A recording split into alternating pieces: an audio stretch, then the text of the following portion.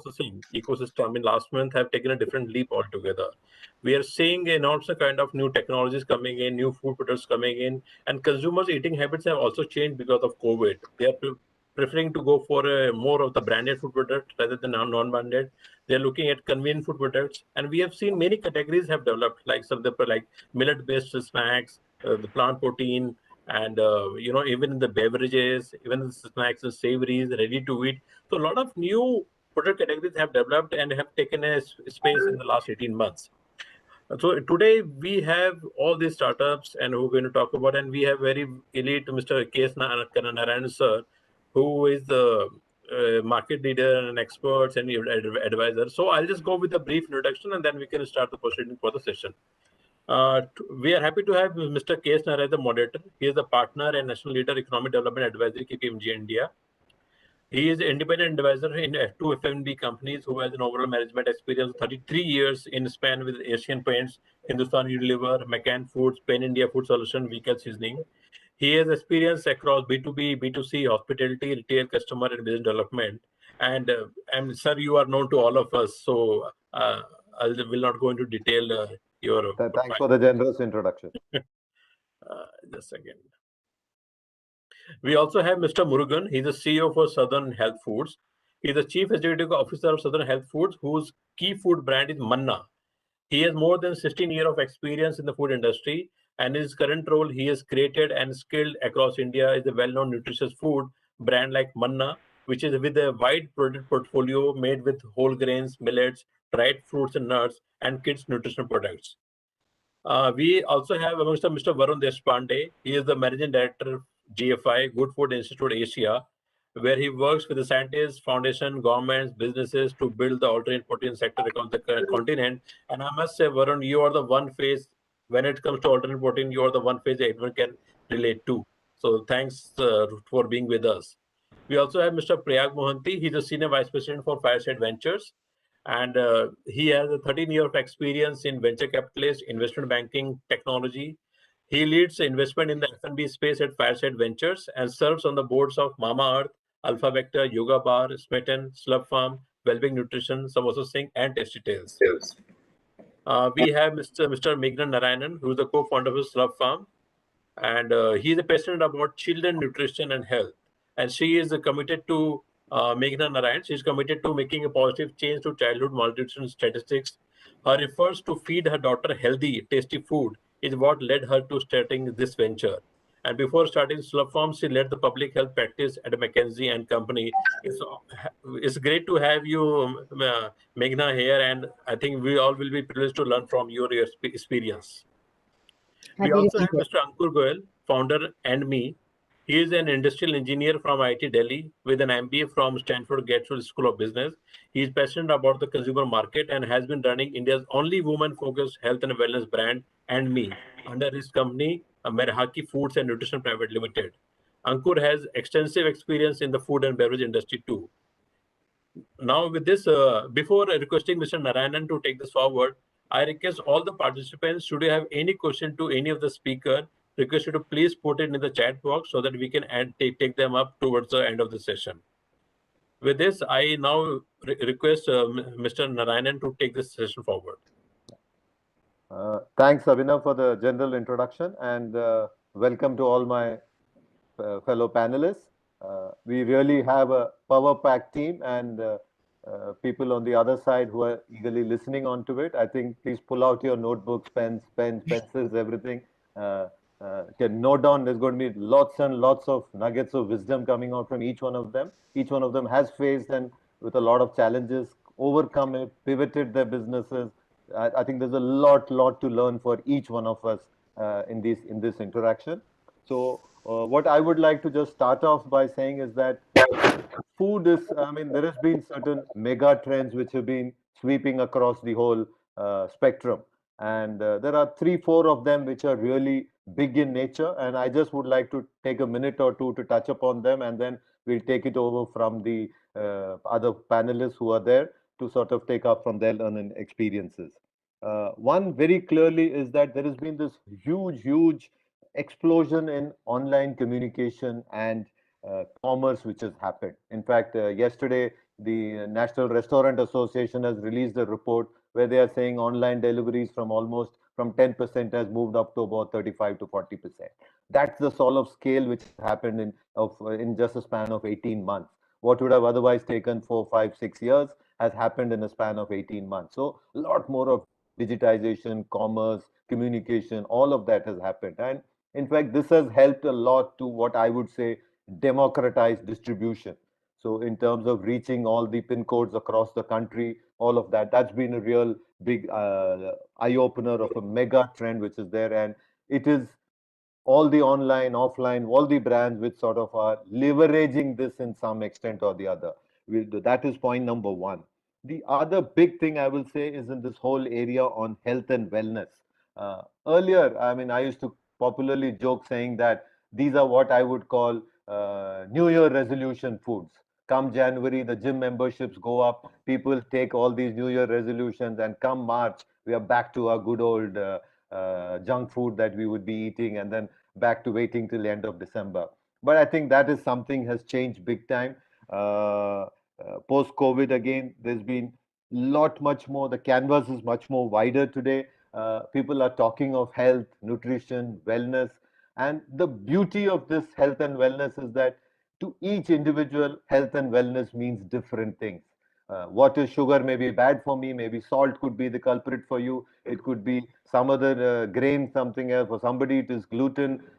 So as a result, again, as I always say, there is no one single magic pill for everything. And that if at all there is a magic pill, it is only a medicine.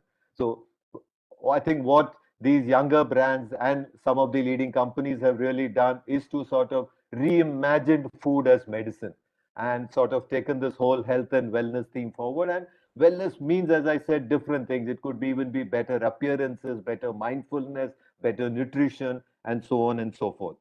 That's one. And the third big mega trend is that food is something which is always, food is very cultural. Food is very local. So we always go back to our mother's recipes, our grandmother's recipes, and so on and so forth. So we go back to our roots, ethnic food, street food, so on, all of that, which is again big. And to top it all, we also have the centuries old Ayurveda to us to our rescue, where we can be sort of leaders to the whole world rather than follows the trends elsewhere.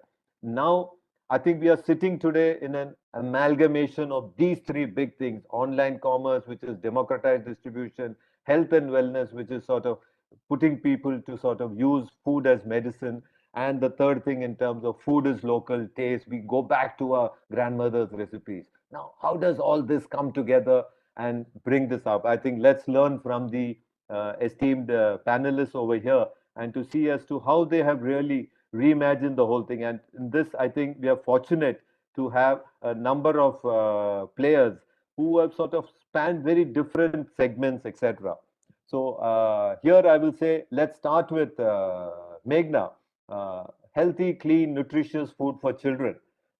I mean, that's been your motivation to start Slurp Farm. I just wanted to ask you, do consumers really understand the difference between clean, what is available today? Because I think earlier our mothers, grandmothers used to be there for the children to sort of help them, the first feeds which was there. We all moved as a matter of progress to the store-bought, company branded, multinational sort of products which were there. So do really consumers understand the difference? What is the provocation to switch? And how are you helping in this? How do you reach these consumers in terms of communicating to them? And also, more importantly, how do you deliver to such a diverse audience? I think over to you, Meghna, and we'll listen to you and learn from you. Sure.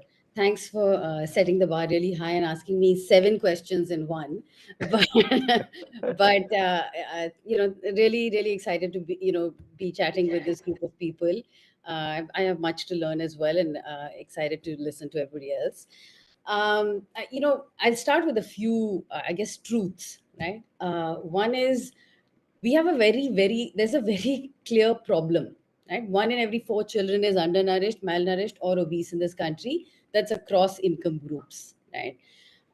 Another one is that the science is very clear that the first 1,000 days of a child's life is where the magic is, right? So if you lose that opportunity, to actually just not on nutrition, on anything, on learning outcomes. It's all there. For most of us, that party is over, right? So getting that right is really important. The third is, every mother wants best for her child. What's best for her child? Nobody's choosing to buy a handbag or a sari over feeding their child better. um, and finally, we all know somebody with cardiovascular disease, diabetes, and cancer, right? So all the linkages, in some ways, COVID has done that, right? Has made all of these, what seem to be things that you read in a newspaper column, or something, as you said, you thought about on December 31st when you were making your resolutions. Those have become clear, and they scared the bejesus out of people, right? And it has become part of drawing room, and now dining room and evening conversation.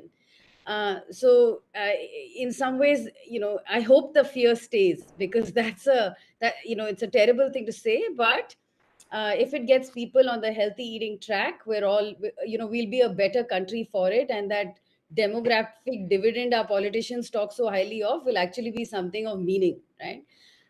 So I think that, yes, consumers were used to eating and have been eating for, since, forget, I was a child, since my mother was a child, right?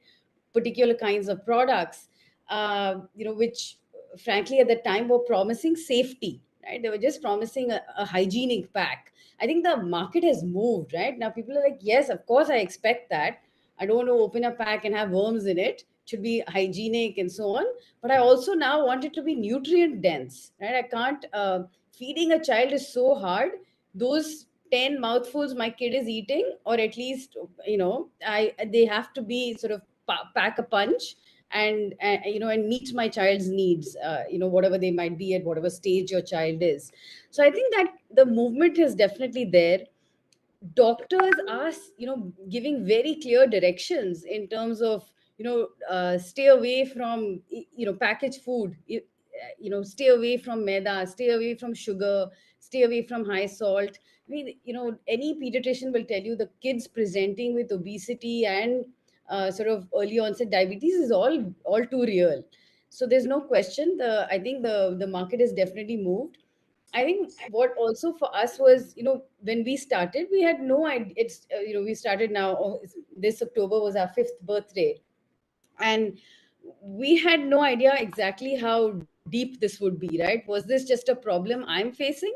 Is this a problem me, my friends, and their friends are facing? How deep is this? While all the numbers are clear, what does that actually mean in terms of consumers choosing differently to pay a slightly more a bit more for a better product? What has blown my mind, and I think online has certainly enabled that, is that, this is not some urban phenomena, or that, in Bombay, Delhi, Hyderabad, then whatever, metro plus plus. This is, 50% of our sales come from cities. I have to check where they are. So cities, towns, and I'm pretty sure that's not at all something that's unique to Slurp Farm. I'm pretty sure, Manna will tell you the same thing, and me will say the same thing, and the other brands that Varun and Prayag sort of engage with will say similar things. So yes, sorry, long-winded answer to your question. The consumer has moved, and that's a really good thing. They're moving in the right direction. I will say one thing though, you can't only be healthy, you have to be bloody tasty. And only then will they come back again. Right. So Okay, getting that right has also, it's why we've spun in circles a little while to get got it. that balance right. Okay, Because otherwise they'll buy you once, they won't buy you again. And the magic, of course, as we all know in FMCG, is in the repeat. So, correct. yeah. Interesting. I think what you're saying is true in terms of people looking at healthy and tasty. I think what is really a key learning is that it's not an urban phenomena and Yeah. 50% coming from tier two, tier three, and unknown towns. I think that's an eye opener for many as well. And also in terms of moving from hygiene, safety onto nutrient-dense food, which is there.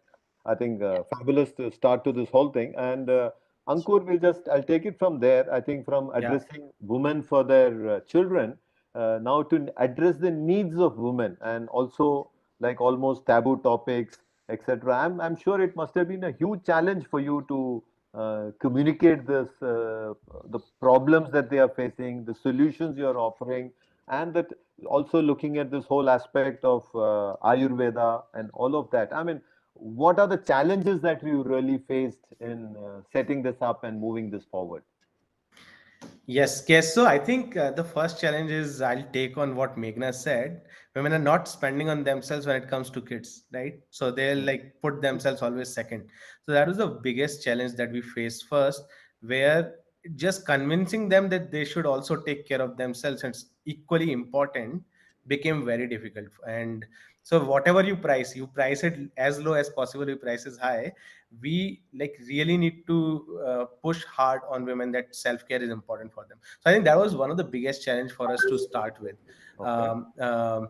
And then moving on, like, so there are three kind of challenges we face, right? Like first you convince women, then you convince your investors that yes there is a market and then women needs it, Mm, and then you have to, and when like most of the community is not driven by women, investment community is not driven by women, you convince a male investor to say no, there's a need for women's product. And third, then the whole taboo side of topics, right? correct. How do you talk to a woman when you're a male founder that you might be facing PCOS, or you are going through a menopausal phase, and what do you do? So I think one thing that worked somehow for us, we started in 2017. Mm. I think every 3 months I saw a different movement and a different communication going out there. Right? We started Oh, I see. we started our products with the name called For Your Grace, Fall into Rhythm for periods, and like very like sneaky names, second tier, multiple level of hiding information, and Mm. we kept on getting feedback in 6 months that be straight. So we now our products are called PCOS, like right in the face, it's Oh, PCOS. okay. It's, and Got I it. think that just helped significantly, right? Like when you went ahead and put it out there on the product, women just picked it up, and then there were challenges like we were supplying, and as Meghna said, we also have like 50-60% of revenue coming from tier 3 tier 4 towns that I've never heard of.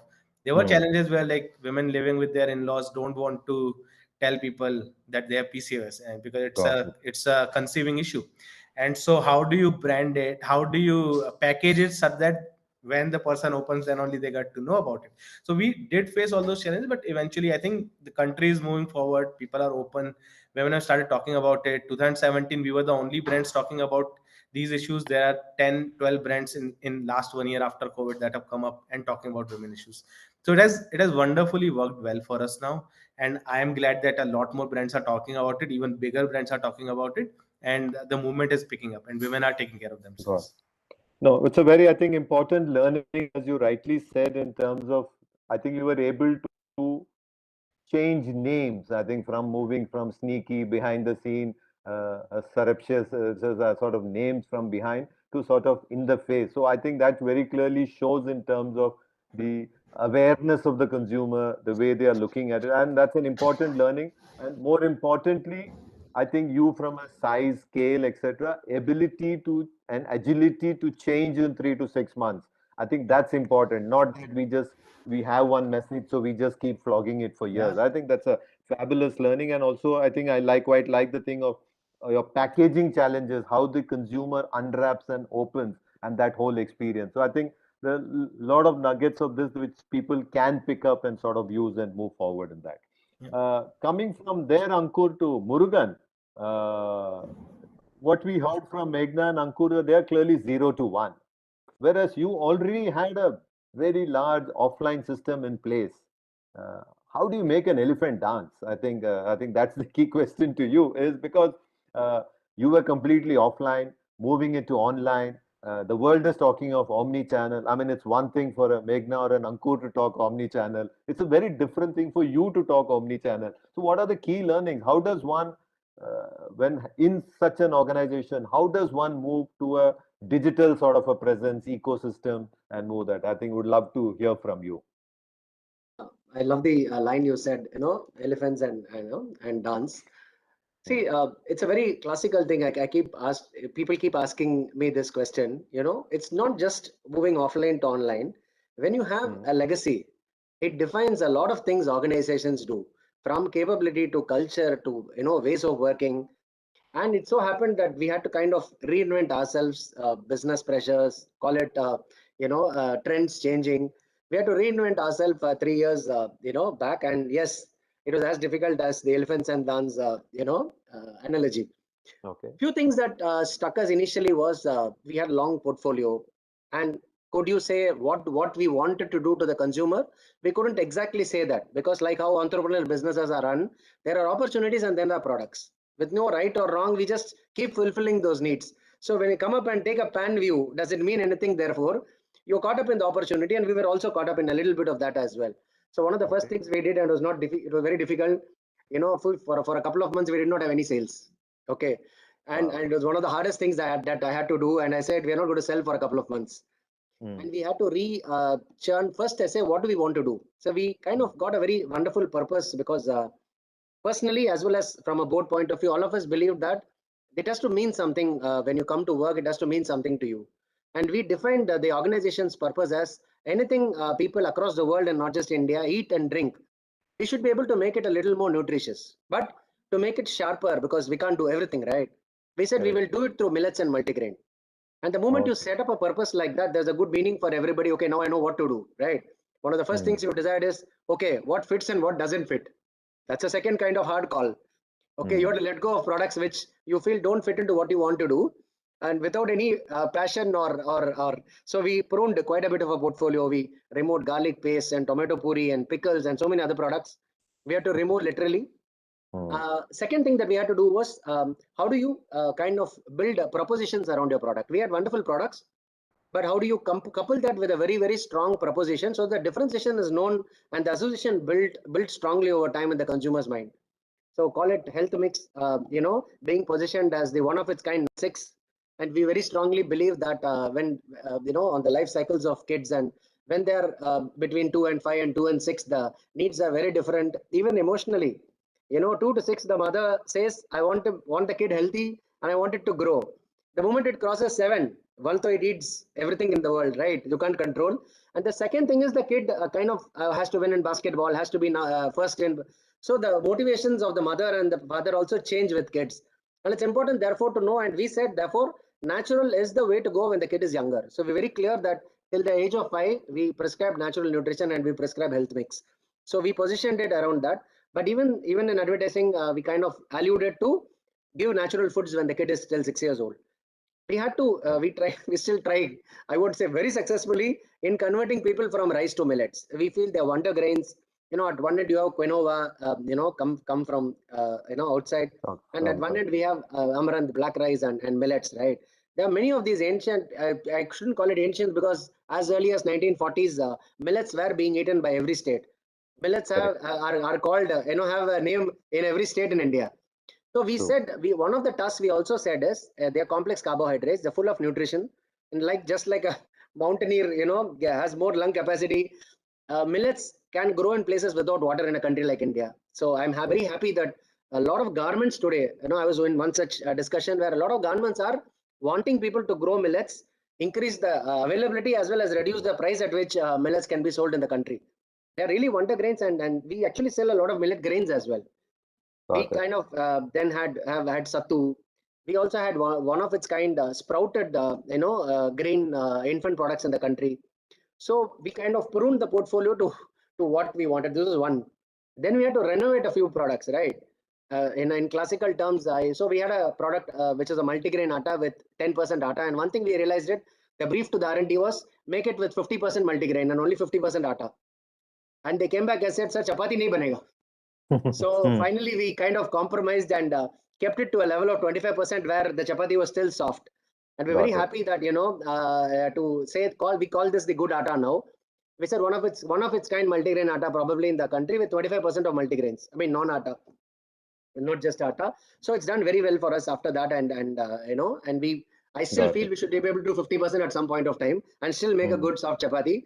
But this is an area where, like somebody said, there is health and there is a lot of process to give that. And like Meghna said, there is a way to give it very tastily, right?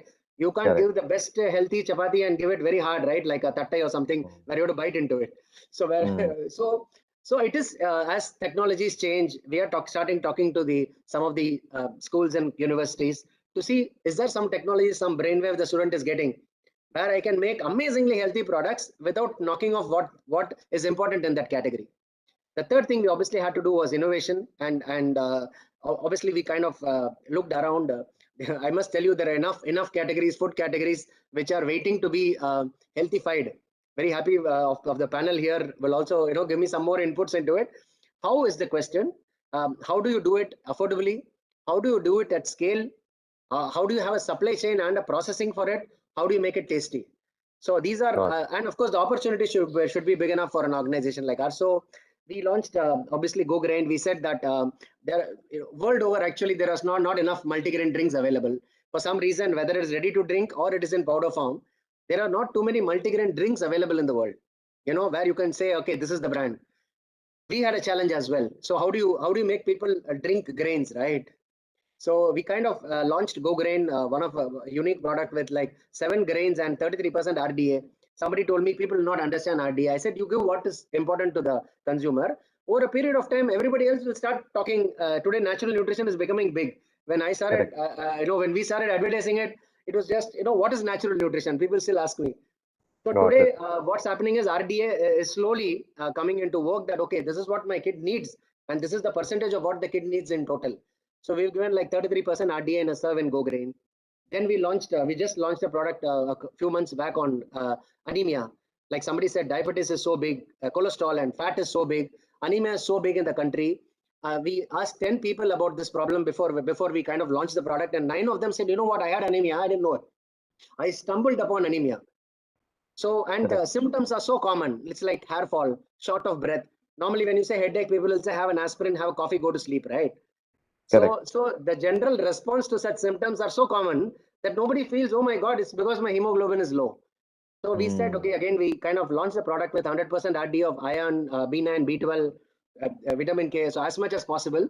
But the biggest challenge we have as I'm speaking is, it's very easy to say, okay, there is a gap, there is malnutrition, there is a deficiency of this particular micro or macronutrient, and therefore I'll develop a fantastic product which is tasting well, I know how to process it, I'll put the vitamins and minerals. The big challenge in India is how much of it is actually getting absorbed, how much of it is actually reaching. I remember when we had to fight on the Go Grains processing, we said, is there anything you can do in the process which will increase the bioavailability of the nutrients, right? So the question that remains a little bit for this panel, for the government, for everybody, is I can give the best of vitamins and minerals more than anybody else, differentiated far more. How do you know? And we talk of clinicals done 50 years back, 20 years back, 8 years back, and the clinical is like 50 people, 100 people. I think this whole thing about the challenge, at least I'm facing personally, and we're trying to solve it in piecemeal, is how do you ensure that if you really want the country to kind of increase the nutrition quotient, one, you have to do all of this, right? What is the gap, and therefore how do you fulfill the gap? Second, how do you ensure that the consumer is actually deriving the benefit of that? I personally feel, even as an individual in the company, that gap bridging is one of intent, which I'm sure with all these conferences, the intent will come in. The second is the how, where we will need research, we will need people helping, we will need a lot of intelligent minds, and then people can probably move forward on that. So that's the kind of movement we're kind of trying to do. Got it. I think thanks. It's been really illustrative the way you explained it. I think it all starts with the purpose, and I think the moment that is done, and as you said, in terms of anything that you eat, drink should be better for you, etc. I think from there only the rest will follow. So if we don't correct that, I think moving to the next steps will be really a challenge. And I think very, very well summed up. And also now you alluded to in terms of you need the whole industry, the organizations, the government, all the authorities to sort of come together to build on this. And then hence the obvious next question is to Varun. I think you have the whole, you're sort of building the whole alternative protein sector in this country. And you have your one organization with which even the governments, the authorities, whether the industry, the consumers are all sort of linked together to you. So what type of companies are approaching you? What are their business goals, social goals? How do you see this whole sector developing, and how do you see it building up? Over to you, Varun. Thank you so much, Mr. Narayanan, and thanks everyone else for sharing all your insights as well. It's really a pleasure to be here. I should say, so I run the Good Food Institute Asia. We're a network of nonprofits around the world, and we focus on this very important question that we all care about here today in the audience, on the panel, etc., which is how are we going to nourish 10 billion people globally, 1/6 of whom will still be in India by the year 2050, through systems which don't continue to degrade our planetary health, our public health, etc. Right? And especially in this year, I think we can all agree, as Meghna mentioned earlier, that some of those scary things on the horizon are not as far as we thought they were originally. Right? Public health risks, zoonotic disease, pandemics, climate change, etc. These are all things that impact the way that we can nourish our population and shape our destiny in the decades to come. As Meghna said, our demographic dividend, we're one of the youngest countries in the world. But if we're going to be able to nourish all those people, we do have to care about all of these other things as well: public health, planetary health, etc. So within the alternative protein or the smart protein sector, we specifically focus on providing alternatives or a diversification to animal protein. That is our kind of dominant sources of meat, eggs, and dairy, which unfortunately do create some challenges to some of the things I mentioned earlier. So the large-scale industrial supply of meat, eggs, and dairy does cause some planetary health considerations, some public health considerations, things like zoonotic disease, antimicrobial resistance. It's one of the top 2 or 3 causes of the world's most pressing environmental problems. So any of the things we care about, right? Ocean dead zones, ocean acidification, deforestation, greenhouse gas emissions, etc., etc. So in taking all of this together, I guess many people over the decades have been saying, don't eat chicken, eat chickpeas. Or, internationally, people have been saying, don't eat beef, eat broccoli. And that has worked not at all, right? People are consuming meat at higher levels than ever before. The actual overall numbers on meat consumption are much higher than they've ever been. And in fact, a lot of the growth over the next decade is in places like India. And the reason for that is very simple. I mean, meat is delicious. It's aspirational, it's nutritious, it brings people together, right? So our goal, and you asked the question about what kinds of companies work with us. Correct. Companies in that alternative protein sector, the focus is not to tell people don't eat meat, it's to provide alternatives that taste the same or better and cost the same or less. That's the eventual goal, right? So we're talking about nutrition and taste and aspiration coming together in this new category. And the planetary health and the public health benefits are almost by stealth or as a side effect of it, right? All of these companies that are entering the space now, you see next generation plant-based meat substitutes. In a previous generation, we had soya nuggets, mock meats, etc. This is far beyond that. The idea here is to feel like a simple switch, not a sacrifice in terms of the taste parameters, right? Next generation plant-based egg substitutes made from things like mung beans, but you get a liquid egg which scrambles and fluffs and hopefully tastes like an egg. So it's going far beyond the previous generation of chillas and munglets that you had in the past, right? So this is really, Mr. Narayanan, this is the application of food science, of mission alignment towards this area of being able to provide a viable alternative, right? And the great thing is we're seeing the traditional meat, dairy, agriculture players enter the space also. So at least globally, we've seen a huge amount, all the companies in the world that you can name on the meat side, Tyson Foods, Smithfield, Hormel, JBS, the largest meat companies in the world, have entered this space because they see it as a key piece of their future, right? They don't want to lose the consumer as consumers are moving more towards this idea of planetary health. So, within India, you mentioned consumers as well. Within India, we've seen this sector pick up a lot within the last few months, which is really exciting. The pandemic slowed things down, but we're seeing launches from the likes of Ritesh and Genelia Deshmukh's Imagine Meats, companies like Good Dot, which have been in the space, scaling up to larger size. ProEon, which is one of the supporters of this event, providing specialized ingredients focused on this space made from indigenous crops. So look, there's really 100 reasons to do what we're doing, and many people are gravitating towards this idea, which is really exciting. Okay. No, I think it's clearly. I think what you're saying is you're working in the whole area of smart proteins with no sacrifice on taste. I think that's a big jump from what we've seen earlier. And the other thing heartening to note is that it's not only these startups, but also you've got the big companies trying to put a foot into the door and sort of trying to play both the games. So that will be an interesting space to watch and look at. I think now moving to Prayag, now that you've heard all that is about in terms of from the 0 to 1 startups to the ones who are re-engineering their way to the sort of organizations which Varun and team have to sort of put this whole thing together. What is it that you are trying to see? What type of traction, what channels, what type of people are you seeing in terms of succeeding? What I would say, putting loosely, is what is the real playbook for success, as I would put it, and number one. And number two, are there too many players as well? So I think I leave it to you to see in terms of what are the type of people who are approaching you, and how do you sort of look at this whole scenario?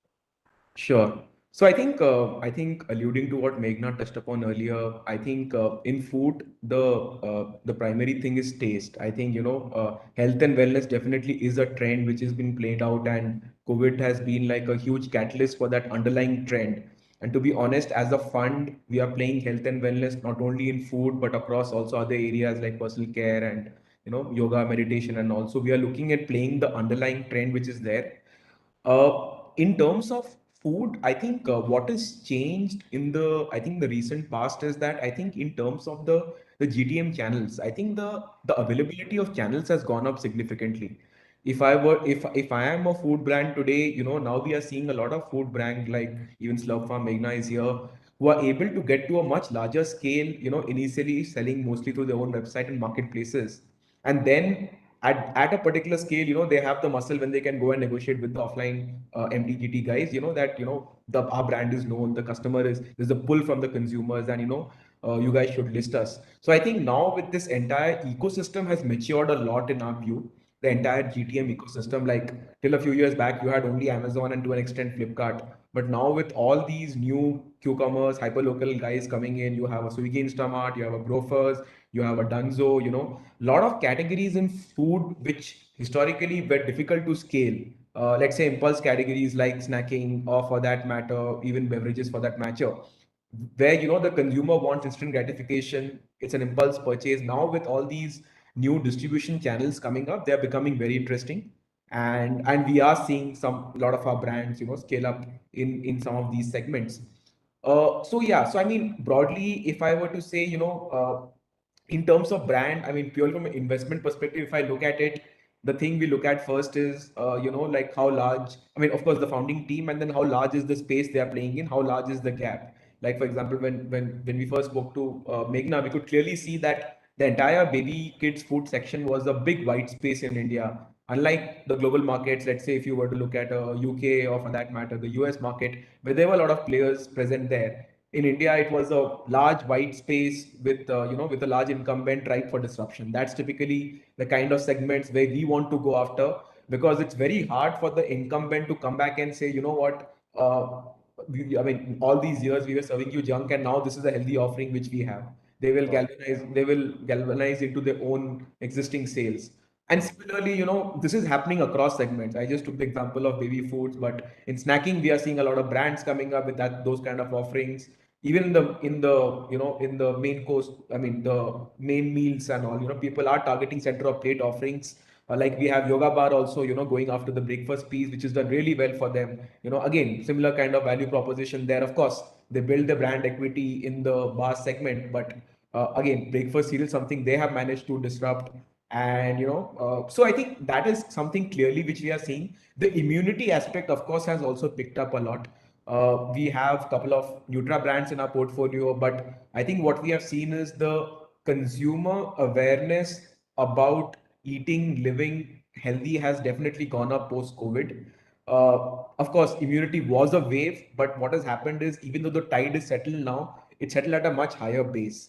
So in that sense, definitely that heightened awareness, the stickiness we are clearly seeing across our brands.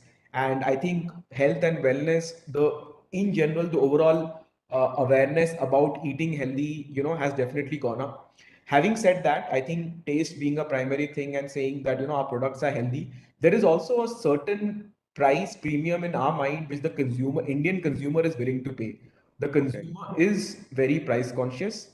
Historically, what we have seen, brands which have priced in that 30, 40, 50% kind of a premium to the mass incumbents with healthier offerings have managed to scale.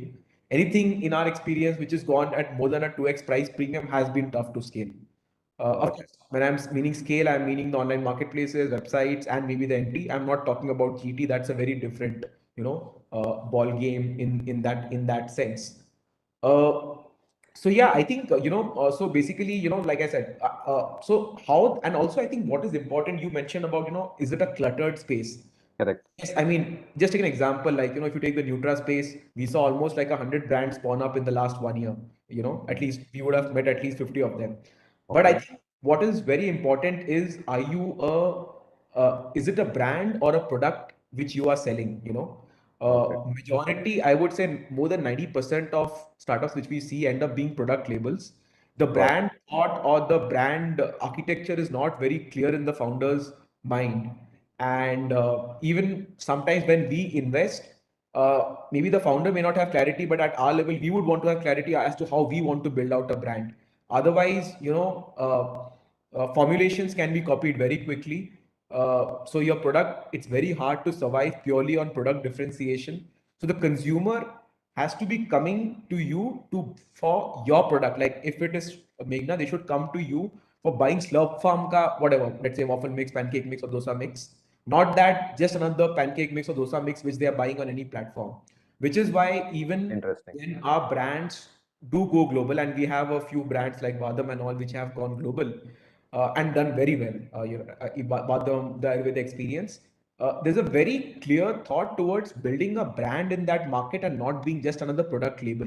So we tell them, you pick one or two markets, but you build your brand there, do the brand spends, whatever you need to do to build your brand in that particular market. And people should be buying, let's say in the US, if they're buying tea, they should be saying, we want Vadam and not just another tea. And, then it becomes like a price comparison on Amazon, which is the cheapest, and they'll buy that. So I think that's very important, which unfortunately in India, a lot of brands, don't focus on, and then it becomes a challenge, like, Sure. it's very important that whatever your product roadmap which you are building for your portfolio, that should be in sync with your overall brand architecture which you have developed, and obviously that has to be in sync with your pricing strategy and the TG which you are going after. Got it. If all of this quadrant doesn't come together, then you don't get the mix right. So that's something which we clearly focus on, when we are trying to identify good brands within the clutter sometimes which we see in some segments. Got it. No, it's pretty interesting. Thanks, Rag, for this. So I think what you're clearly saying is that you're looking at this whole where there's a huge white space left by the current incumbent, which is there. So, and how large is that segment? That clearly goes to show the market opportunity.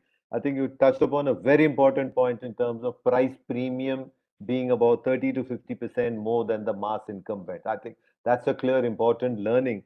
And anything more than 2x is sort of more difficult unless, of course, you have some patented processes which sort of help in better delivery systems and all of that. I think that's clearly important. And we touched upon the brand or the product as is the product, and that the difference, and in terms of how the whole architecture has been built and built across. Very useful, I think.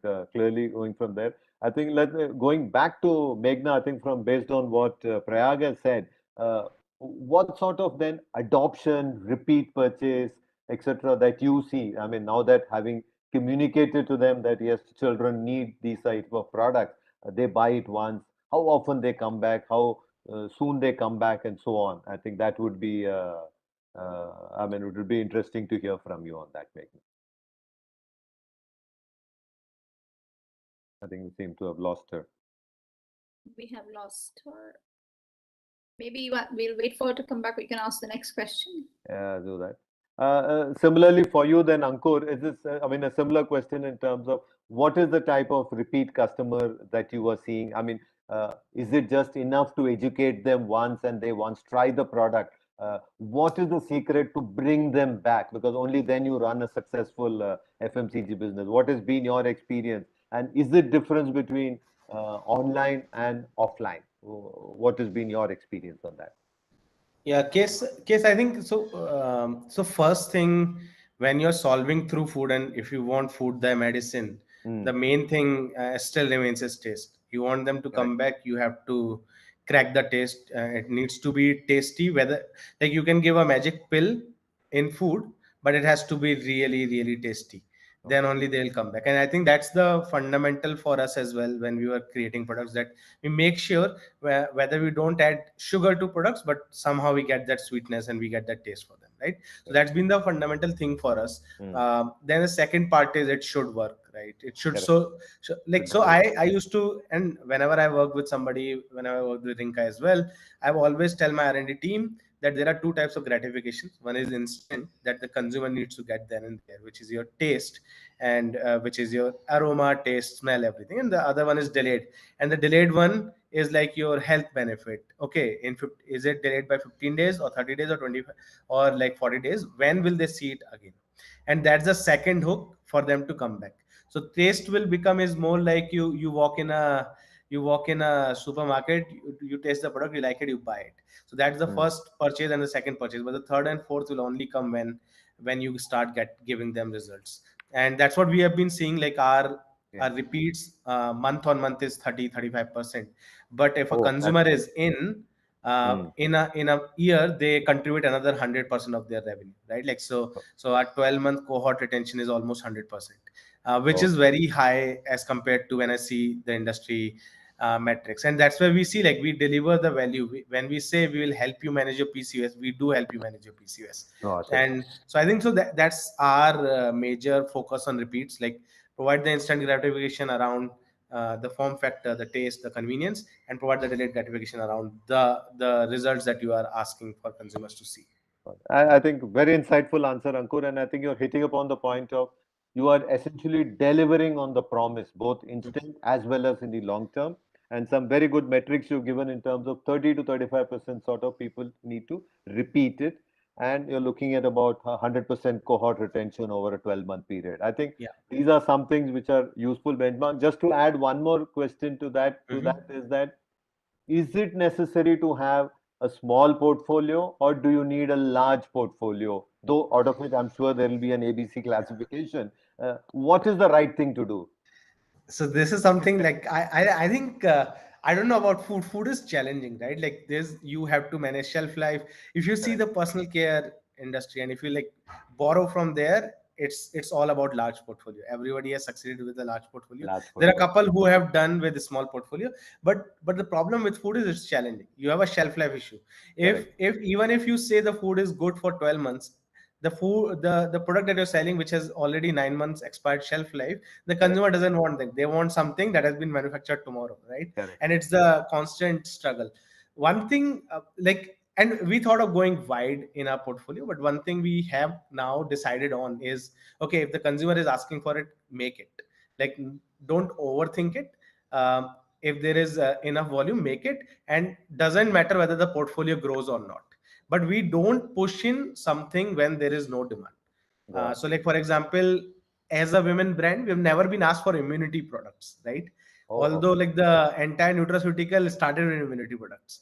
So then we are not launching an immunity product because there's no point for me to put that in my portfolio when there is no demand from my existing consumers. And maybe there's future consumers, but our rule of thumb right now is listen to your existing consumers, what they're asking, do it.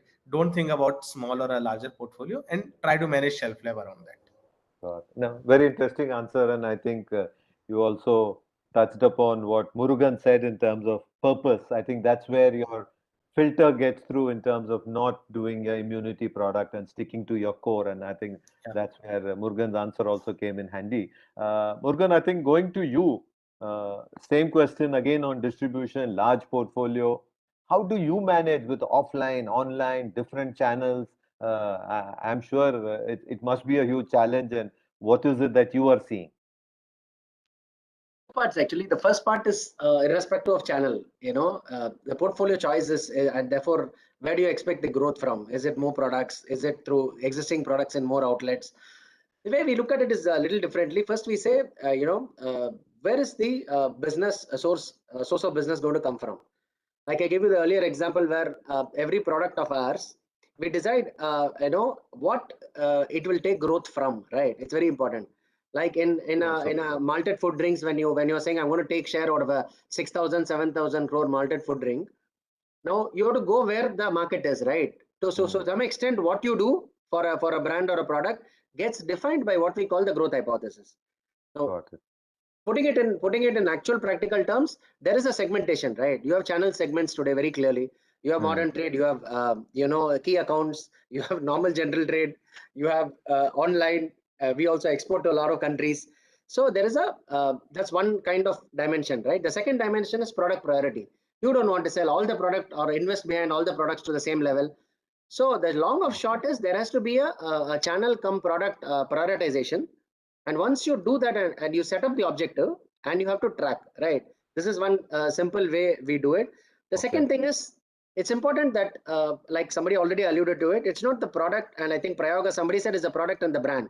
So Correct. the product plus the proposition, when you have that clear, the advice would be that get the proof of concept in smaller channels or smaller geographies, and then you multiply it to similar geographies, similar channels. And then you be ready to invest behind it. That's a kind of growth path that we do. Of course, online has been like if at all you needed if anybody had a doubt, will online grow? COVID-1 and COVID-2 have just cleared doubts in everybody's mind, because we were like almost not present online to a large chunk of business today for us coming online, and it's been quite a journey. What we realized is you're good in your big number 1, number 2, number 3 in some place, or number 7 or number 6 brand in some other geography, right, or some other channel. Now online is a leveler, right? It gives you a chance to for the David and the Goliath to sit next to each other. In some cases, you could be the David and the Goliath sitting next to you. In some cases, it could be you are the Goliath sitting next to a David. But online kind of gives you that leveler opportunity in terms of the ability to have a good product and a proposition. If you understand that space, you will be able to at least get into the consumer consideration set. So these three things: channel, product prioritization, having a growth hypothesis, and getting your proof of concept before multiplying, and having your tool sets clear for online, as what has helped us move forward. I think Murugan, you so succinctly put this whole playbook. I think we can clearly put that down, write it down, and circulate it to everybody as the real growth mantra. I think thanks a lot for it. In terms of, I think also in terms of what you said, what also Ankur mentioned earlier, in terms of get the proof of concept, see to it that it's a profitable scale up, there is consumer demand for it, and then look at rapid expansion, which is clearly there. Now, very one pointed question to you, Varun. Uh, in a country which is predominantly vegetarian, what do you see as that of plant-based meats? Is it just going to be a phenomena where during Navratris, where I need to eat vegetarian, people will end up eating it? Or do you see it as a more secular trend, and also between tier 1 and tier 2 cities, etc.? How do you really see being at the center of this whole piece? Yeah, it's a great question. I mean, look, firstly, I think we need to highlight, I think everyone in the audience would know this, we're all sophisticated to the habits of Indian eaters. We're not as vegetarian as people think globally, right? So, I mean, you look at large scale census level surveys, 70+% of India's population identifies as non-vegetarian. Of course, that definition includes eggs. So not all of those people are eating meat. The important thing to remember is that the per capita consumption of meat per person per year, the total consumption of meat is much lower than other countries. So regardless of the total number of people that eat meat, our total consumption of meat is much lower than in other countries. Now, the important thing to remember here, though, is that consumption of meat and eggs and dairy is often a function of incomes. This is a result that's been proven true over and over again across the planet, right? So as countries continue to become wealthier and wealthier, people will eat more and more meat. So if we go to Dharavi, which is 3 kilometers away from me, people will say that they're eating one mutton meal a week for 460 rupees. And if they could, they would eat 2 mutton meals a week for 920 rupees, 3 mutton meals a week for 1,380, etc., right? Again, for the reasons that we mentioned earlier, it's aspirational, it brings people together, and it's delicious, right? So this is just something to remember. So in terms of what plant-based meat producers are formulating, they're creating something for the meat eater, right? Initially, that early adopter population looks like the wealthy, guilty meat eater, right? So like you said, you can eat it on Tuesday and Saturday and during Navratri, that's great. But the use case, the sweet spot use case seems to be that I am guilty because I watched the Game Changers documentary and I read the 10,000 pieces of information now that are saying, hey, listen, like we're killing the planet. We really should be reducing our consumption, right? So I'm looking for something that tastes the same or better and hits the macronutrients and the micronutrients, and that's what these producers are formulating, right? So that's the idea. And the main question becomes what you highlighted later, which is how can we go, and this is true of, by the way, shampoos, it's true of any food category, it's true of any FMCG category, and it's true of plant-based meat, egg, dairy, whatever. How can we go from this early adopter population, which is about 50, 70 million people in the tier 1 cities, tier 2 cities, who are all eating like their global counterparts? How can we go from that to the true mass market? And there it becomes a question, KS, of investing in research, investing in logistics, investing in supply chain, distribution, all of these things to help these companies scale to huge size so they can actually hit those taste and cost parameters at huge scale. Otherwise, no one's going to buy this stuff beyond that initial, that early adopter market. I think it's a very well answered in terms of, I think, the way the market is likely to develop. Yes, you've got the rich, wealthy, guilty eaters who would possibly be the startup, but I think from there, it's the product, the innovations that the various platforms, the companies, the brands bring to the market are able to scale that up and take it on. I think fabulously said again. And moving on to Prayag, I think having heard this from an investment perspective, are you seeing a lot of these sort of companies coming to you, or let me put it more open-ended, is that in terms of where are the investments likely to happen? And in this sort of a scenario where there are thousands of brands coming in, what should be the critical thing a startup should address so that they're able to get a viable and a scalable model, which can then be compared with the world's best or even with the large multinational organizations, etc. Sure, sure. Yeah, of course. I mean, I think what Varun alluded to, I think we are getting a lot of startups in this space, and exactly what Varun mentioned, how do you get the taste, the texture in line with the alternate you're looking to replace? If you're looking to replace meat, it has to taste like meat. It cannot taste like something else. I think we are seeing some startups. I mean, even in the alternate milk-based segment, we are seeing some startups, coming up with very innovative offerings. The challenge has been more on the pricing front because of the input cost of the commodities which are going into producing these products.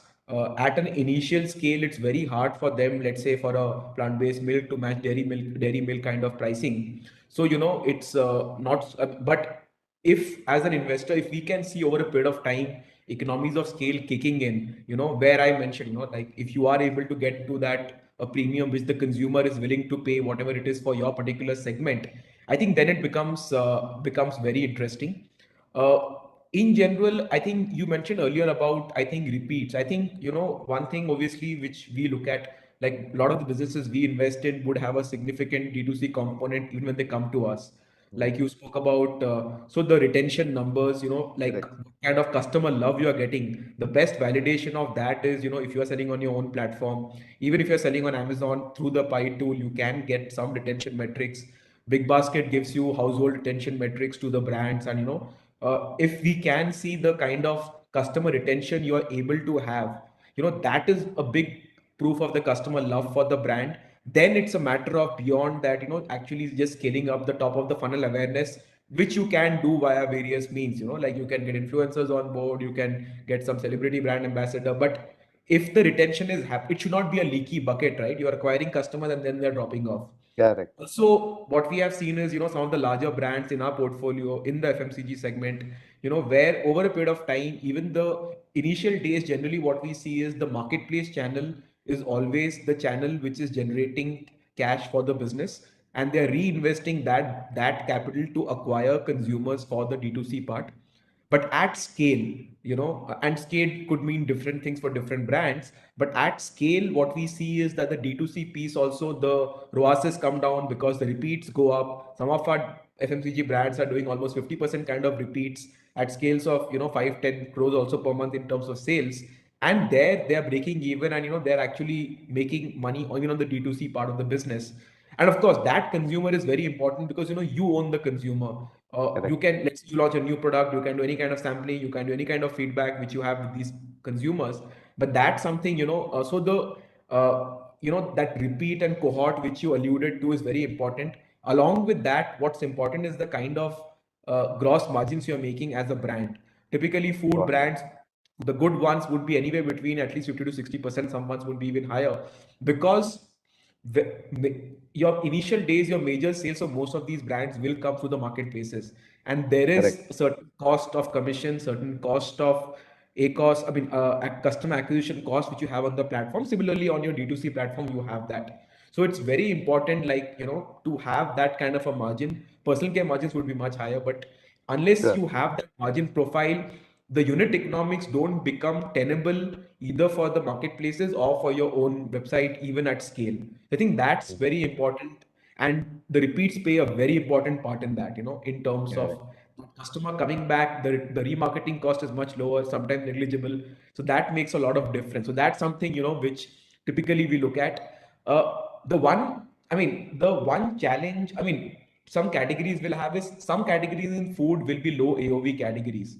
Now, Correct. how those categories scale up online has been a bit of a challenge, but we hope that now with the entire, the quick commerce guys coming in with much lower AOVs, because Indian consumer doesn't want to pay for delivery.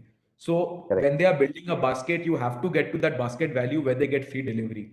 They don't want to leave even a rupee in the table in delivery cost or in the wallets, Correct. any kind of wallets Correct. which you have. So I think that's important. So I think that ecosystem is also developing, but that's been a challenge for some brands. And what happens is, let's say for snacking, if you're in the healthy snacking space, if you are, going offline first, then you're up against the big boys. So, then you have to give an arm and a bit more to the offline distributors, retailers to list your products. And, then you are fighting their game, right? I mean, they are the masters, the incumbents are the masters at that. That's not where you want to disrupt them. So you Got want to disrupt them online and then leverage that brand equity to take them on. Eventually every brand becomes omni-channel at scale, but I think that's typically the lens through which at least we look at it. Got it. I think tremendous nuggets of information that you let out in terms of the right gross margin, what marketplace, how to generate that, put that money into own website, build on all of that. So I think thanks a lot for that. And is Meghna back? I think possibly one last question to you. Yeah, I'm here. Oh, you're Sorry. here. Great. Yeah. Sorry. No, wanted to again, continuing on this whole topic. Uh, uh, you once sold to the consumer, they bought for their child. What sort of repeats are you seeing? And also, does it that once the child grows up, how do you sort of then scale up your portfolio? I mean, any initial thoughts on that, and what has been your experience? So I think we get the child when they're little, and we have products all the way from dosas, pancakes. We just launched noodles and so on, right? So which frankly the whole family eat. So there is enough in the portfolio, both from from the ability to buy on the website and hit those AOVs that Prayag was talking about, Mm. to keep them engaged and excited to come back and try products again and again. So we see on marketplaces, we see anything from 40 odd percent. Okay. On sort of on and on our website, that number is even higher. Got it. Interesting. I think possibly I'm being signaled that I think we have to take the questions now. Otherwise, I think I can keep going on and on and on. But there is a time deadline. Over to Rinka. Do you have any of the questions which are coming in? Yes. So thank you, everyone. I think, like you said, very, very insightful discussion. And I think I will just get on to some of the questions that have come in. In fact, the first one is for you, I guess. Leaving aside concerns about malnutrition, what is the commercial scope for healthy food products like healthier sweets? Somebody's actually asking about healthier sweets, juices, smoothies. What do you think is really the commercial scope for these kind of products, which are really largely based on health? See, I think my answer to that is that it is an extremely large opportunity, and clearly, sweets is one category where we have the challenge in terms of sugar consumption, the way it is not to be done, etc. In fact, sugar has now become the new tobacco. But more than that, the whole market as far as the Indian sweets, if we consider, is extremely large, very large unorganized sector. There are a few branded players over there. Not a real serious effort in terms of healthy sweets. In fact, the common joke on the street which I hear is that why can't we create another healthy Ram?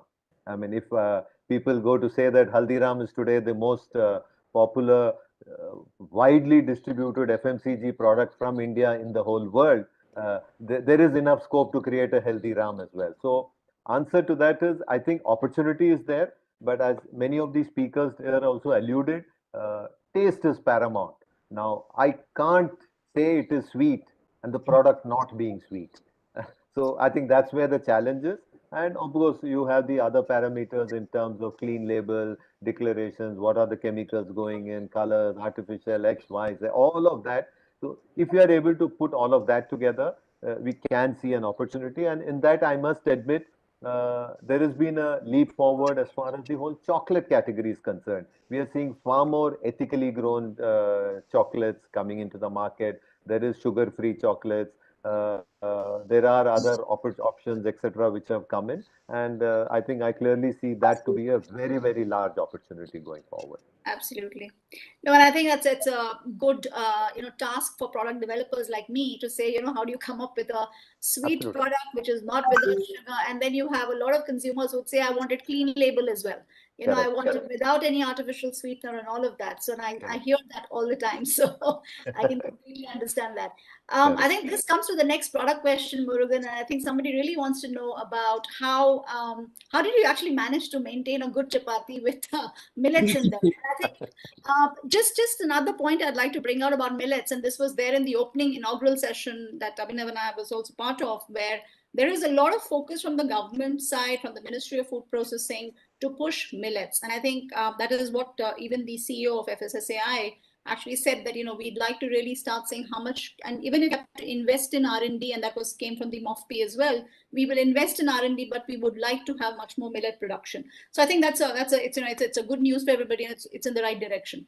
I think the question to you is a very product development question, but how did you actually manage to get a good chapati ka atta with millets in them?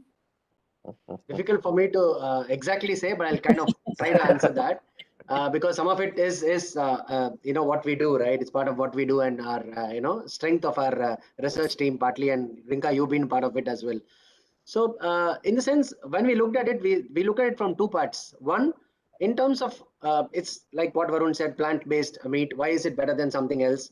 When we look at product segments, we look at how can I make it how can we make it more healthier, right? So we keep looking at what ingredients are actually making it a little unhealthy, or it's per se, I can put something else which makes it healthier.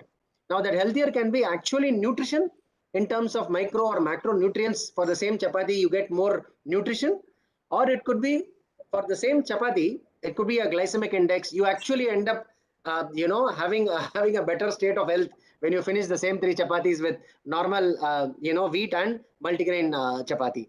This is the consumer response to it, but the R&D is far more in terms of what do you put, what grains do you put in multigrain. You can't just like that put anything which is more nutritional, right? So we have to do a lot of work in terms of both taste, texture for chapati, and the two things I told you, GI as well as nutrition content. So we can't say beyond this because that's something very close to the organization on how we develop products. But this is how we developed a chapati, and I can assure you it's quite soft. Also, I would urge all the speakers as well as the listeners to go and definitely visit the booths for the academia. And you will see a lot of work that's happening on millets, whether it's at NIFTIM, CFTRI, and you go to the Millets Research Institute, etc. So you will see a lot of work. So please do visit them and understand there are a lot of technologies which are available for commercialization today. So please do visit them. Yeah. The next question is for Varun. Varun, while mock meats being an alternative to red meats, the real meats, the concern amongst nutritionists, I guess, is that mock meats are highly processed. They may be less healthy than real meat. So any thoughts around that? How is that being dealt with? Yeah, I mean, look, the first thing I would say is unless you're raising backyard chickens and slaughtering them for yourself, everything is processed, highly processed, in fact, right? So it's just worth considering that things that are emerging from industrial ecosystems are processed, right? The plant-based ecosystem, yeah. So this is a question that has come up over and over again, and companies are definitely focused on getting cleaner labels, whatever that means. It's a very nebulous term, but things are moving in that direction over time.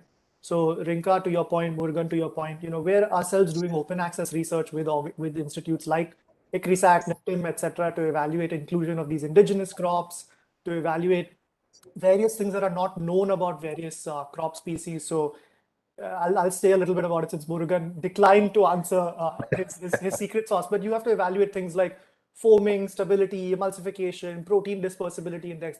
Scientists are hard at work evaluating all of this. So we can get a plant-based egg or a plant-based dairy, which eventually has 7 ingredients instead of 11 ingredients, because you don't have to add as many additives if you're able to create the basic ingredients that already have that functionality built into them, right? So this industry exists against the backdrop of clean label and nutrition density and all of the broader movements in food, right? So it's converging on that as well. I think we're going to see a lot of movement in that direction. But yeah, I mean, as far as trials, etc., are concerned, we're seeing huge amounts of evidence emerging that from a microbiome standpoint, from a nutrient density standpoint, from a muscle building standpoint, hyperamino acidemia, from a GI standpoint, hyperinsulinemia, from a cardiovascular standpoint, etc. There's a lot of improvement when you switch from meat to plant-based. It's not the thing that we advocate on the basis of, because we think consumers should make choices on the basis of what matters to them. And ultimately taste and price seems to dictate that at a high level. But it is a benefit that is seen in these products, in fact. Absolutely, yeah. Great, thank you. Ankur, the next question is for you. So how important was pricing for you? And also, I think related to that is, how do you establish that women actually saw the difference when they consumed your product? And you said, you sort of, for a couple of weeks, you actually had people use it. Did you actually have the need to do clinicals to really prove the effect of your product and communicate that? So maybe just anything around that? Yeah. So, Rinka, on the first part, which is on pricing, I think pricing has been tough for us. We started as a pure play, high convenience drinks where women can buy them. But then because the shelf lives are low, the supply chain is complex, and then you have to make a lot of them without having non-preservatives. We end up being at a price point of around 2,000 rupees, right? Which becomes very tough for an Indian household for a month. Correct. But when we started like moving down as we start scaling to figure out what other methods and what other price point we can go for, and we have come down to 900, 2,000 plus now. But the idea, what we have realized, is some people do want convenience, so have the products for them which are at higher value. Some people who don't want convenience but are more price conscious have products for them which are lower value. And this we were able to make sure with using multiple formats. So we have cookies, we have chocolates, we have drinks, we have powders. So using multiple formats, we've been able to play with the price so that we can cover a large range of consumers. That's how we manage the prices. Coming to the second point, which is more around functionality and how we are proving stuff. So we went ahead with consumers, right? Like most of the consumers, early adopters who have come to us, they were frustrated with, I don't want to be on a hormone pill. I don't want to like I can't exercise on a daily basis. I can't do this. Like they're coming up with a lot of issues, and we're like, okay, why don't you have our products in your pipeline and see the effects? And like a lot of the problems that we are solving for initially, like UTI or a PCOS, have a straightforward effect, right? Like if your periods get regularized, you directly know whether the product is working or not working, right? The only change you have done. Or for example, if in 3 days your irritation or the frequent urination goes down, you know it's the product is working or not. So initially, getting the early adopters was tough, but now we're getting so much consumer referral, so much consumer love that it has become easy for us to communicate to consumers that this has been happening and this is what it helps with. And now what we have also done is, as a process of R&D, is that we do onboard like 100 to 150 consumers. We take consent from them, which is like from our list of consumers that we have, and go about with a daily check-in on what is their feeling after consuming our product. Are they seeing any changes? And we do it for 2 months. So it's like a pseudo clinical study, because clinical studies are very expensive, but a pseudo clinical study to give us guidance on what we want to test when we go for clinical study. And those are helping significantly more, because from that again we built up so much data that we can communicate to our new consumers about it. So that's how we have been handling and tackling these issues. Absolutely, and I think that's what we've been doing with even in the child nutrition area, etc., is to do more product acceptability studies. rather than always doing a clinical study. Yes, it's good to do it, but also to look at product acceptability over a period of time, and then you see the impact that it has on, on consumers. So yeah, so thank you so much. And also, it's a very interesting way to do consumer panel. It's essentially that, and you're getting a lot of rich data which you can use. Very interesting. Absolutely. And on being online helps. When you're doing it through your own website, you have a lot of consumer data, which is great. Ms. Murugan, I think the next question is for you. When you moved offline to online during COVID, what has made you achieve success online? Because I guess there is a general belief, especially in startups, right, that you need to spend a lot of money to be able to, whether it's advertising, a lot of social media and all of that stuff. So just can you maybe explain your journey? And because of COVID, you had to stop offline, move on to online, and then suddenly accelerate online. So how was that? Any learnings there? Kind of answered this quite a few times, so I'll kind of put three things that people have to know, and it's whether you're a small tailor in a corner of Chennai, or you're a pawn shop guy in somewhere in a small town in Sehor near Indore, or wherever you are. Three things that you have to know about online is first, what matters in offline. The first two things are as equal in online. Your product, who is it for, and how relevant it is, and what price you're going to give it at is extremely key. And second, how are you going to treat the customer? Just because he's online, it doesn't change in any way. So the way you treat would determine repeats. So these two are very common for normal businesses also. What changes is, where the customer is going to come in a traditional channel. He's going to come to a store. He's going to, there are paraphernalia, how you reach the product, how you are shown in the same rule that applies in offline. You have to understand the ecosystem of how it applies in online. And this is the third most important thing. You will have salesmen who will go and put it up. You will put a display. You will put a consumer offer. You will put a poster. You will do print advertising. You will do all of that. The same thing. How do you do it in online? If that tailor and that pan wala can look at it, you could sit here and sell your pan in New Jersey, sitting here. That's the kind of borderless world that we are in. Yes, it's not about spends only. It is about attributable spends. Like we used to market earlier day marketers, we used to say, oh, I reach 2 crore people on TV, only 2,000 people buy my product. So which part of the 2 crore people was my marketing wrong, right? We know some part of his waste. I don't know which part. In digital, it's a little better. You know what is the attributable part and what is the non-attributable part. The non-attributable part can build brand, but the attributable part has to get you conversion. Whether it's your own website or Amazon, Flipkart, Big Basket, all of them, I must tell you, they are very neutral to whether you're a big brand or a small brand. So you have the level playing field now. There's no middleman. So if you're true to what you are giving to a consumer, if you're pricing it correctly, and if you know how to play in an Amazon or a Flipkart or in your own website, there's a huge opportunity waiting for everybody who does work hard in the third aspect as well. How do I do what I do offline in the online system? That's the long of short. The long part of it, obviously, you need to know search, you need to know display, you need to know listing, you need to know attribution, you need to do programmatic. So it's an ocean, right? Either you know it or you have to buy that capability. Right. Interesting answer, Murugan. Yeah, thank you.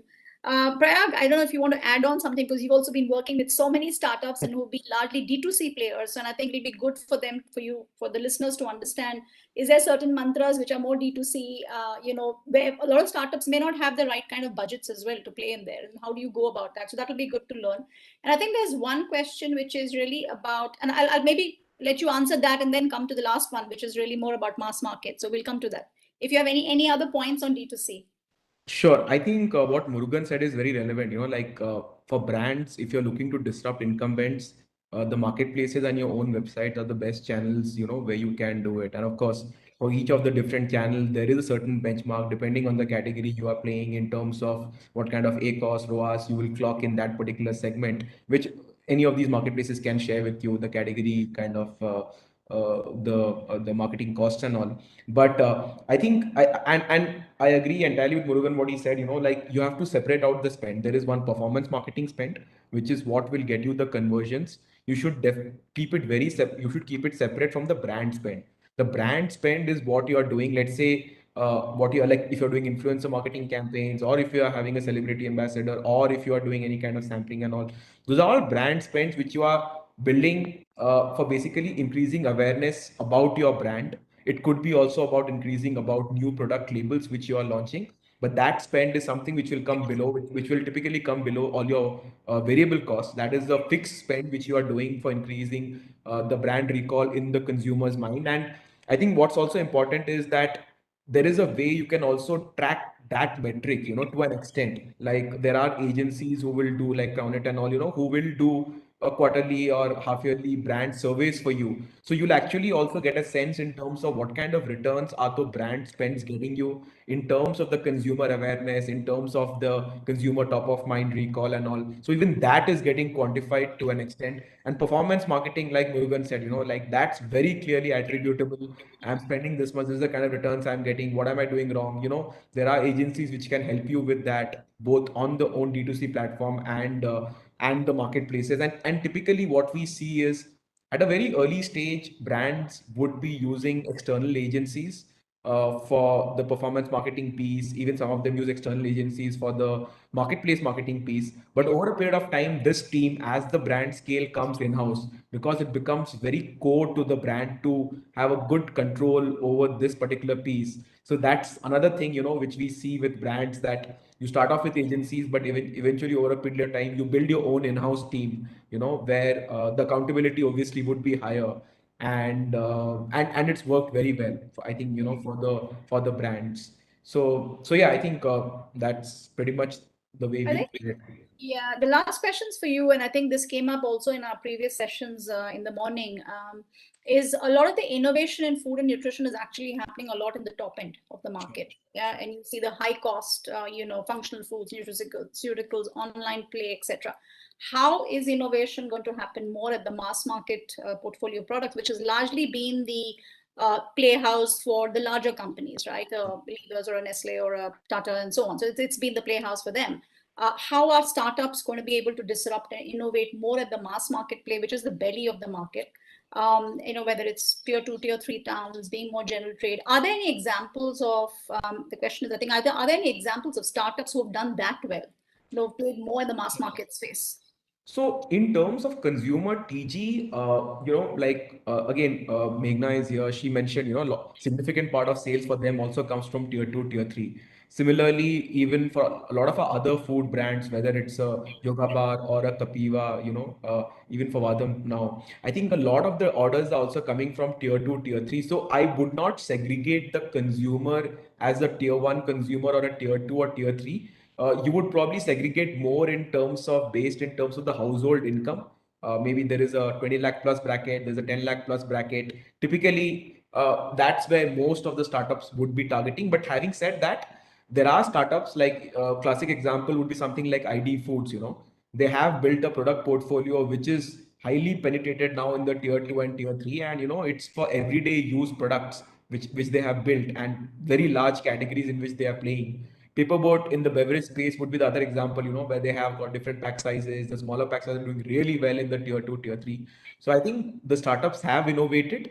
I think it's also a factor in terms of where they are in terms of the scale journey. Like I said, initially we would see the startups selling mostly on the online marketplaces, then parallelly scaling up their own websites. And then a particular point would come, inflection point comes, where they have built a strong brand in the consumer's mind, where they can really go omni-channel. And within omni-channel also, when they go offline, the first port of call would be maybe the MTs, the premium GTs and all. And then uh, the to be honest, that's the segment which most of them would go after a while. But there are startups which are scaling there. The 10 rupee price point, 20 rupee price point at the small GT stores, I don't think many of them have cracked it. Maybe Paperboat is the only guy who's gone to that level. But I think brands have been able to, scale up to 300, 400 crores kind of a size, even without going to the smaller GTs and all, just going at the MTs and the larger premium GTs. The other player who probably, has gone into a lot of other, gone to a lot of tier 2, tier 3 would be something like a Licious, which is probably the first unicorn in the F&B space, But of course, it's a very different kind of a business model in terms of the backward integration and the forward integration which they have. But top of my mind, these 2, 3 brands come up in my mind, which have significantly penetrated the tier 2, tier 3. Also, what we have noticed is that it's also a function of the channels which you use, like let's say like something like a Flipkart would have a significantly more tier 2, tier 3 presence as compared to an Amazon. So if you are big on Amazon, you would be catering a lot to the metros and the tier ones. But if you are also big on Flipkart, you would be having a significant audience being catered to in tier two and tier three. And I think most of these marketplaces are I mean, they'll be willing to share the broad data in terms of what kind of penetration you have in different markets and what kind of pricing is also working in the different markets. We've seen some startups also have different pricing for different channels, which works very well for the tier two, tier three segment. That also we are seeing in our portfolio. So that's the other strategy, and that we are seeing across FMCG and non-FMCG. So that's the other way to play it. Great. Sorry, KS, you wanted to say something? Because No. we have, of course, exceeded our time. I know, that's what I was leaving it to you now to handle time. Yeah, no, great. Thank you so much, everyone, for your time. And I think it was obviously, as I expected, it would be a very, very insightful and exciting session. And I knew this was going to exceed time because I think we have a lot to say in this space. And I think there are lots and lots of startups listening to you. So I think it's very useful and very valuable for them to listen into you. Yeah, and thank you so much. Really appreciate your time and look forward to being in touch. All right. Thank you so much. Bye-bye. Thank you, all of you. Bye. Thanks, all of Thank Thank you you. so much, Bye-bye. everyone. Thanks a Bye. lot. Yes, thanks.